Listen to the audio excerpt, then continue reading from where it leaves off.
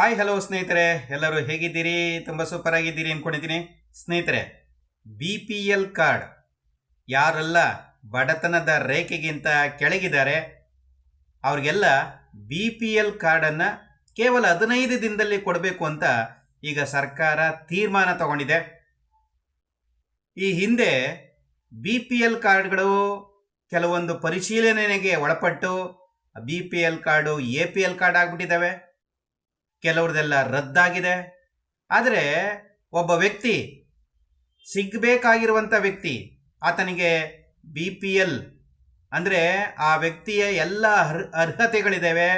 ಆ ವ್ಯಕ್ತಿ ಈ ಎಲ್ಲ ಬಡತನದ ರೇಖೆಗಿಂತ ಕೆಳಗಿದ್ದಾನೆ. ಆ ವ್ಯಕ್ತಿಗೆ ಸಿಗಬೇಕಾಗಿದೆ. ಆದರೆ ಎಲ್ಲೋ ಕೆಲವೊಂದು ಟೆಕ್ನಿಕಲ್ ಪ್ರಾಬ್ಲಮ್ಮು ಅಥವಾ ಇನ್ನೇನೋ ಕೆಲವೊಂದು ಸಣ್ಣ ಪುಟ್ಟ ತಪ್ಪುಗಳಿಂದ ಆತನಿಗೆ ಬಿ ಪಿ ಎಲ್ ಕಾರ್ಡ್ ತಪ್ಪು ಹೋಗಿದೆ. ಅಥವಾ ಕೆಲವರು ಹೊಸದಾಗಿ ಈಗ ಬಿ ಪಿ ಎಲ್ ಕಾರ್ಡ್ ಮಾಡಿಸ್ಬೇಕು.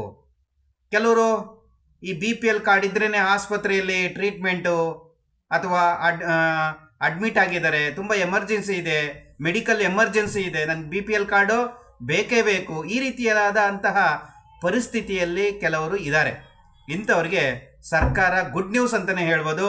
ಅಂಥವ್ರಿಗೆ ಬಿ ಪಿ ಎಲ್ ಕಾರ್ಡನ್ನು ನಾವು ಕೊಡ್ತೀವಿ ಕೇವಲ 15 ದಿನದಲ್ಲಿ ಅಂತ ಸರ್ಕಾರ ಹೇಳ್ತಾ ಇದೆ. ಇದು ಒಂದು ಗುಡ್ ನ್ಯೂಸ್ ಆಗಿರೋದ್ರಿಂದ ಇದನ್ನು ನಿಮಗೆಲ್ಲರಿಗೂ ತಿಳಿಸ್ಬೇಕಂತ ಪ್ರಯತ್ನವನ್ನು ಮಾಡ್ತಾ ಇದ್ದೀನಿ. ಸ್ನೇಹಿತರೆ, ನೀವೆಲ್ಲರೂ ಫಸ್ಟ್ ಟೈಮ್ ನಮ್ಮ ವಿಡಿಯೋ ಚಾನಲನ್ನು ನೋಡ್ತಾ ಇದ್ರೆ ಎಲ್ಲರೂ ಸಬ್ಸ್ಕ್ರೈಬ್ ಮಾಡ್ಕೊಳ್ಳಿ, ಲೈಕ್ ಮಾಡಿ, ಕಮೆಂಟ್ ಮಾಡಿ.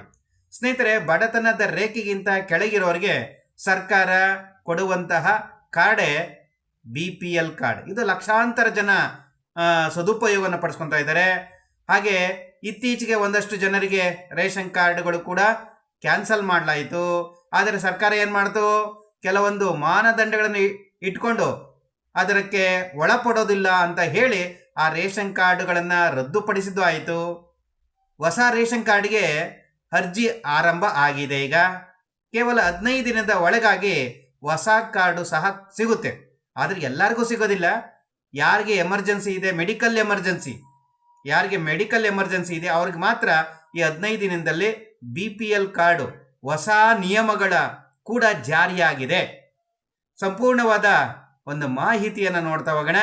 ಸ್ನೇಹಿತರೆ, ಕರ್ನಾಟಕದಲ್ಲಿ ತುಂಬ ಜನ ಈ ಬಿ ಪಿ ಎಲ್ ಕಾರ್ಡ್ ಬೇಕು ನನಗೆ ಅಂತ ಸಾಕಷ್ಟು ಜನ ಅರ್ಹ ಕುಟುಂಬಗಳು ಕಾಯ್ತಾ ಇದ್ದಾವೆ. ಈಗ ಆಹಾರ ಮತ್ತು ನಾಗರಿಕ ಸರಬರಾಜು ಇಲಾಖೆ ಈ ಒಂದು ಮಹತ್ವದ ಮಾಹಿತಿಯನ್ನು ಕೊಟ್ಟಿದೆ.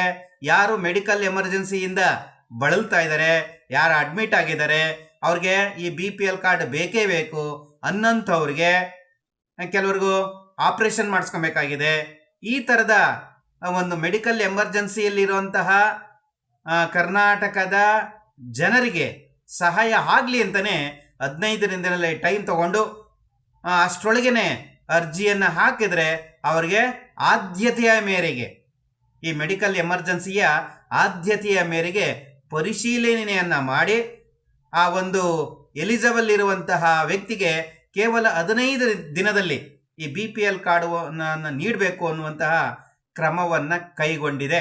ಇದು ನಿಜವಾದ ಗುಡ್ ನ್ಯೂಸ್ ಅಂತಲೇ ಹೇಳ್ಬೋದು.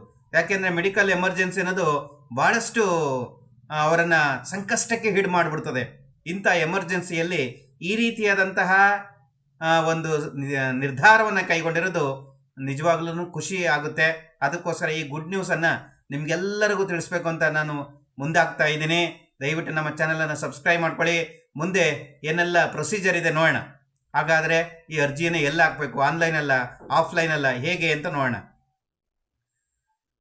ಕೆಲವೊಂದು ಮಾನದಂಡಗಳನ್ನು ಇಟ್ಕೊಂಡು ಇಮ್ಮಿಡಿಯೇಟ್ ಆಗಿ ಮೆಡಿಕಲ್ ಎಮರ್ಜೆನ್ಸಿ ಇರುವಂತಹ ಅರ್ಹ ಫಲಾನುಭವಿಗಳಿಗೆ ಈ ಬಿ ಪಿ ಎಲ್ ಕಾರ್ಡನ್ನು ಕುಟುಂಬ ಏನು ಮಹಜರು ಸ್ಥಳಕ್ಕೆ ಹೋಗಿ ಹೌದು ಇವರು ಅರ್ಹರಿದ್ದಾರೆಯೇ ಅಂತ ಒಬ್ಬ ಸರ್ಕಾರದ ಅಧಿಕಾರಿ ಹೋಗಿ ಪರಿಶೀಲನೆಯನ್ನು ಮಾಡಿ ಆ ಅರ್ಹ ಕುಟುಂಬಗಳಿಗೆ ಈ ಒಂದು ಬಿ ಪಿ ಎಲ್ ಕಾರ್ಡನ್ನು ನೀಡೋದು ಸರ್ಕಾರದ ಬಹುಮುಖ್ಯವಾದಂತಹ ಒಂದು ಪಾತ್ರ ಇಲ್ಲಿದೆ.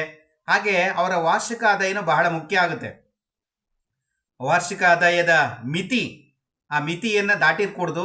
ಆ ಮಿತಿಗೆ ಒಳಪಟ್ಟಿದ್ರೆ ಅವರಿಗೆ ಕೇವಲ 15 ದಿನದಲ್ಲಿ ಈ ಒಂದು BPL ಕಾರ್ಡನ್ನು ಕೊಡ್ತೀವಿ ಅಂತ ಸರ್ಕಾರ ಅನೌನ್ಸ್ಮೆಂಟ್ ಮಾಡಿದೆ. ಸ್ನೇಹಿತರೆ, ಹಾಗೆ ಈ ಅನಾರೋಗ್ಯದಿಂದ ಬಳಲ್ತಾ ಇರುವಂಥ ಕುಟುಂಬ, ತುಂಬ ತುರ್ತು ಪರಿಸ್ಥಿತಿ, ಹಾಗೆ ಈ ತುಂಬ ಅನಿವಾರ್ಯನೂ ಕೂಡ ಹೌದಲ್ವೇ, ಈ ಒಂದು ವೈದ್ಯಕೀಯ ದಾಖಲೆಗಳನ್ನು ಸಲ್ಲಿಸಬೇಕಾಗತ್ತೆ. ಸುಮ್ಮನೆ ಬಾಯಲ್ಲಿ ಹೇಳಿದ್ರೆ ಆಗೋದಿಲ್ಲ. ಅದಕ್ಕೆ ಪೂರಕವಾದಂತಹ ಡಾಕ್ಯುಮೆಂಟ್ಸ್ಗಳಿರ್ಬೋದು, ಅವರು ಪೂರಕವಾದ ಡಾಕ್ಯುಮೆಂಟ್ಸ್ಗಳನ್ನು ಮತ್ತು ಆದಾಯ ಮಿತಿ ಬಹಳ ಮುಖ್ಯವಾದದ್ದೇ ಇದು. ಒಂದು BPL ಕಾರ್ಡ್ ತೊಗೊಬೇಕಂದ್ರೆ ಆದಾಯದ ಮಿತಿ ಎಲ್ಲಿರುತ್ತೆ ಅಲ್ಲೇ ಇರಬೇಕು. ಅದನ್ನು ಮೀರಿ ಮೇಲ್ ಹೋಗಿದ್ದೆ ಆದರೆ ಅದು BPL ಕಾರ್ಡ್ ಕೊಡೋದಕ್ಕೆ ಬರೋದಿಲ್ಲ. ಹೀಗೆ ಕೆಲವರಿಗೆ ದಾಖಲೆಯನ್ನು ಕೊಡಬೇಕಾಗತ್ತೆ. ಉದ್ಯೋಗ ಪಡೆದ ಕಾರಣಕ್ಕೆ ಕೆಲವರು ಆ ಮನೆಯಲ್ಲಿ ಕುಟುಂಬದಲ್ಲಿ ಯಾರಿಗೋ ಒಬ್ಬರಿಗೆ ಗೌರ್ಮೆಂಟ್ ಜಾಬ್ ಸಿಕ್ತು ಅಥವಾ ಇನ್ನೇನೋ ಒಂದು ಜಾಬ್ ಸಿಕ್ತು ಅಂತ ತಿಳ್ಕೊಳ್ಳೋಣ. ಆಗ ಅವರಿಗೆ BPL ಕಾರ್ಡ್ ರದ್ದಾಗ್ಬಿಡ್ತದೆ. ಅಂಥ ಟೈಮ್ನಲ್ಲಿ ಆ ವ್ಯಕ್ತಿಯನ್ನು ಆ ಉದ್ಯೋಗ ಅರಸಿ ಬೇರೆ ಕಡೆ ಹೋಗೇ ಬಿಡ್ತಾನೆ ಅವನು. ಆದರೆ ಕುಟುಂಬದವರಿಗೆ ತೊಂದರೆ ಆಗ್ತಾ ಇರ್ತದೆ.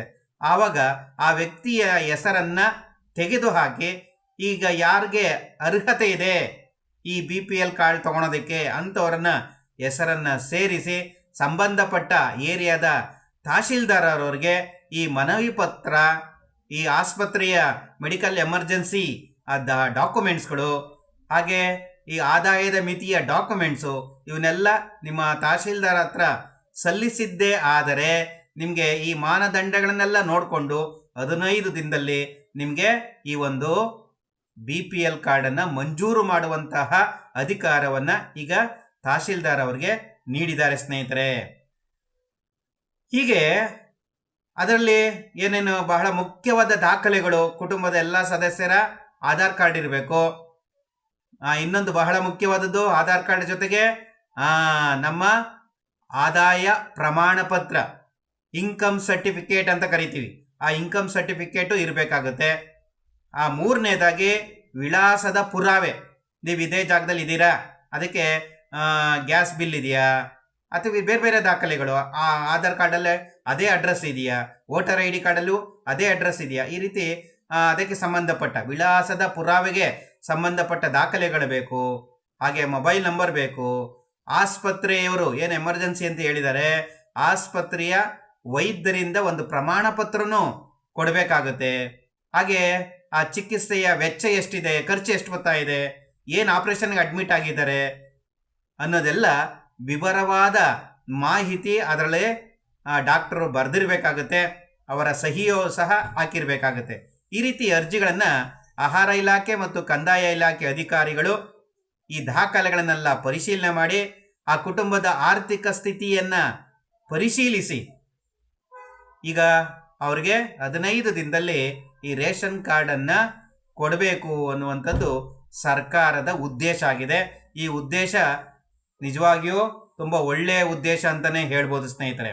ಅರ್ಜಿದಾರರು ಆಫ್ಲೈನಲ್ಲಾದರೂ ಅರ್ಜಿಯನ್ನು ಸಲ್ಲಿಸ್ಬೋದು ಅಥವಾ ಆನ್ಲೈನಲ್ಲಿ ಬೆಂಗಳೂರು 1 ಇದೆ, ಹಳ್ಳಿಗಳಲ್ಲಾದರೆ ಕರ್ನಾಟಕ 1 ಅಂತ ಇದೆ, ಅಲ್ಲಿ ಈ ಪೋರ್ಟಲಲ್ಲಿ ನೀವು ಆನ್ಲೈನ್ ಮೂಲಕ ಅರ್ಜಿಯನ್ನು ಸಲ್ಲಿಸಬಹುದು. ಅಥವಾ ಆಫ್ಲೈನ್ ಆದರೆ ನೀವು ಸೀದಾ ಬೆಂಗಳೂರು 1ಗೆ ಹೋಗಿ ಅಲ್ಲೂ ಸಹ ಅರ್ಜಿಯನ್ನು ಸಲ್ಲಿಸ್ಬೋದು ಸ್ನೇಹಿತರೆ. ಈ ರೀತಿ ಕೇವಲ 15 ದಿನದಲ್ಲಿ ನಿಮ್ಮ ನಾವು ಏನೇನು ಹೇಳಿದ್ದೀವಿ ಆ ಡಾಕ್ಯುಮೆಂಟ್ಸ್ ಎಲ್ಲ, ಆಧಾರ್ ಕಾರ್ಡು, ನಿಮ್ಮ ಅದು ಇನ್ಕಮ್ ಸರ್ಟಿಫಿಕೇಟು, ಈ ಥರದ್ದೆಲ್ಲ ಏನು ದಾಖಲೆಗಳು ಎಲ್ಲ ಹೇಳಿದ್ದೀವಿ, ಆ ಎಲ್ಲ ದಾಖಲೆಗಳನ್ನು ತೆಗೆದುಕೊಂಡು ಮೊಬೈಲ್ ಮೂಲಕ ಆನ್ಲೈನಲ್ಲೂ ನೀವು ಸಬ್ಮಿಟ್ ಮಾಡ್ಬೋದು. ಅಥವಾ ನಿಮ್ಮ ಗ್ರಾಮಗಳಲ್ಲಿ ಗ್ರಾಮ 1 ಅಂತ ಇದೆ, ಬೆಂಗಳೂರಲ್ಲಾದರೆ ಬೆಂಗಳೂರು 1, ಹಳ್ಳಿಲಾದರೆ ಗ್ರಾಮ 1, ಈ ಥರ ಸೆಂಟರ್ಗಳಲ್ಲಿ ಹೋಗಿ ನೀವು ಈ ಒಂದು ರೇಷನ್ ಕಾರ್ಡನ್ನು ಹೊಸದಾಗಿ ಅರ್ಜಿಯನ್ನು ಹಾಕ್ಬೋದು ಸ್ನೇಹಿತರೆ. ಈ BPL ಕಾರ್ಡ್ಗಳ ಸ್ಥಿತಿ ಕೇಂದ್ರ ಸರ್ಕಾರ ಗುರುತಿಸಿದಂಥ 7.3 ಲಕ್ಷ ಸಂಶಯ ಇರುವಂತಹ ಪಡಿತರ ಚೀಟಿಗಳನ್ನು ಮತ್ತೆ ಪರಿಶೀಲನೆಗೆ ಒಳಪಡಿಸಿದಾಗ ಕೇವಲ 4.3 ಲಕ್ಷ ಕಾರ್ಡ್ಗಳು ಮಾತ್ರ BPL ಕಾರ್ಡ್ಗೆ ಬಂದಿದ್ದಾವೆ. ಇನ್ನು ಉಳಿದವೆಲ್ಲ ಡಿಲೀಟ್ ಆಗಿದ್ದಾವೆ. ಆದ್ದರಿಂದ ಈ ರೀತಿಯಾದಂತಹ ಮಾನದಂಡಗಳನ್ನು ಇಟ್ಕೊಂಡು ಕರ್ನಾಟಕ ರಾಜ್ಯ ಸರ್ಕಾರ ಯಾರಿಗೆ ಈ ಮೆಡಿಕಲ್ ಎಮರ್ಜೆನ್ಸಿ ಇರೋಂಥವ್ರಿಗೆ ಕೇವಲ 15 ಡೇಸಲ್ಲಿ ಅವ್ರಿಗೆ ಈ ಒಂದು BPL ಕಾರ್ಡ್ ಕೊಡಬೇಕು ಅನ್ನುವಂಥ ತೀರ್ಮಾನವನ್ನು ಕೈಗೊಂಡಿದ್ದಾರೆ.